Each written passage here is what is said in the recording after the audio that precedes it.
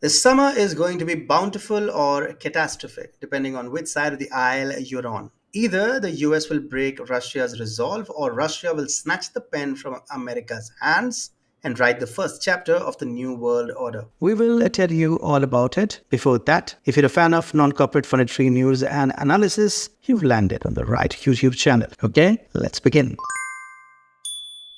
Russia's recent announcement of its third major mobilization wave signifies a strategic intensification in its military campaign against Ukraine. On March 31st, President Vladimir Putin signed a decree aiming to induct 150,000 recruits. This mobilization occurs amidst different analysis regarding the reconstitution of Russian land forces following initial setbacks. Despite these varying evaluations, the disparity between the military capacities of Russia and Ukraine continues to widen. This is further exacerbated by recent Russian advances and the protracted processes of US aid to Ukraine, which was only recently approved by the US House of Representatives, allocating $60.8 billion to support Ukraine's defenses. The timing of Russia's military escalation is particularly noteworthy as it may align with the upcoming 75th anniversary NATO summit scheduled for July 9th to 11th in Washington, D.C.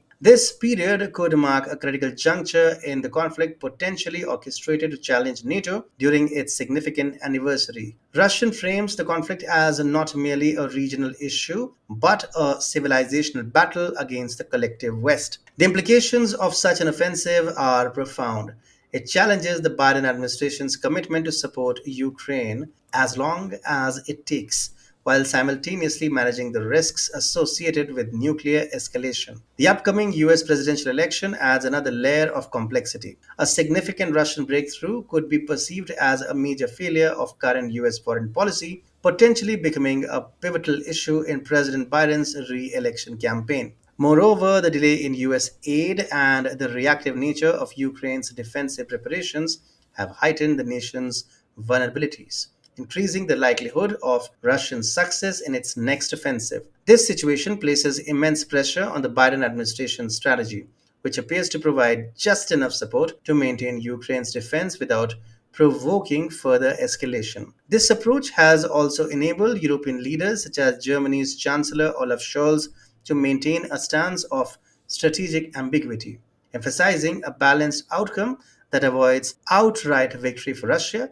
while preventing a definitive defeat for Ukraine, ultimately aiming for negotiations to resolve the conflict. Some analysts have contemplated a potential negotiated resolution. Under such a scenario, Ukraine would maintain its sovereignty while Russia retains control over its eastern territorial acquisitions, including Crimea. However, Ukraine and the transatlantic alliance have articulated a unified and clear vision of victory, one that transcends mere survival and aims for a decisive resolution that aligns with Ukrainian sovereignty and territorial integrity. But this vision is not supported by a robust strategy and corresponding resources from the United States and its allies. A vision without the requisite support is basically sweet hallucination. In the upcoming months, the Biden administration faces a critical juncture regarding its Ukraine policy. Should Russian forces gain ground, the US might have to decide whether to persist with its current policy, which risks Ukrainian setbacks, or to adopt a more assertive stance by supplying Ukraine with whatever it requires to repel Russian advances.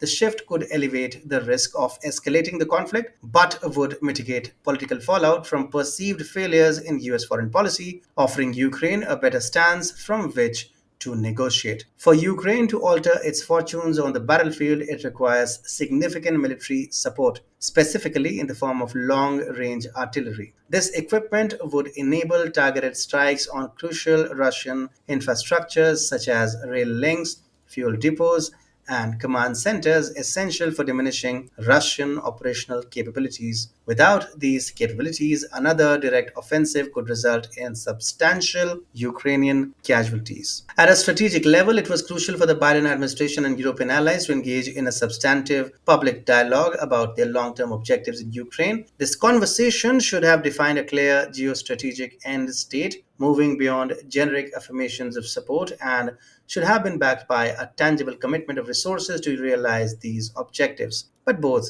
Biden and Zelensky know what lies ahead. The summer represents a pivotal moment for US policy on Ukraine. The decisions made in the coming months will likely propel the conflict into new and unexplored dimensions, or this summer will render a death blow to US foreign meddling and pave the path for the end of its dominance. What will happen this summer is a matter of pure conjecture. But what is certain is Russia's second big catch after Avdiivka. Russian forces are merely 2 kilometers away from the nerve center of NATO operations in Ukraine. Watch this video to know more.